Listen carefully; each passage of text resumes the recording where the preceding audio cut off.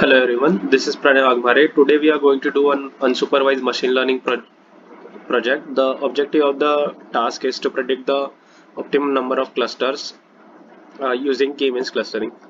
Let's start by importing the required libraries, uh, NumPy, Pandas and Matplotlib. Um we are reading the iris dataset using the read CSV pandas method and storing the data in a data frame called iris dataset. After populating the data frame, we use head method on dataset to see its first 5 records. This dataset contains three classes of 50 instances each, and each class refers to a type of iris plant. The dataset has four features: sepal length, sepal width, petal length and petal width. The fifth column is for species, which holds the value for these type of plants. For example, one of the type is iris setosa. We selected all four features of the dataset in a variable called x so that we can train our model with these features. Let us implement the k-means clustering using iris datasets. As we can see, it's difficult to predict the optimal number of clusters or the value of k.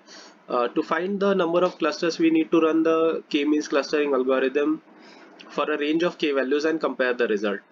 There's a method called elbow method which is designed to help find the optimum number of clusters in a dataset. So we use this method to calculate the optimum values of k, and we'll plot a graph between the number of clusters and corresponding sum of squared distances of samples to their closest cluster center.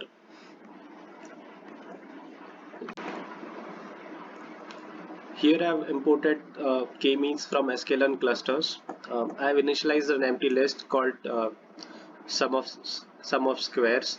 We'll loop the k-means algorithm for k is equal to 1 to 10, and here you can specify the centroids in the k-means, but here we will let it calculate the centroid by itself. The the output of the elbow method is shown below.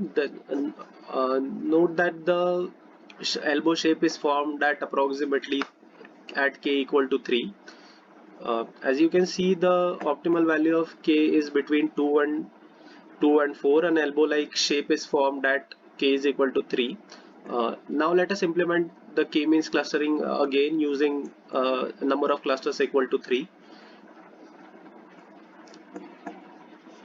Finally, it's time to visualize the three clusters that were formed with the optimal k value. You can clearly see the three clusters in the image below, with each clusters represented by a different colors, and also their centroids are plotted in yellow.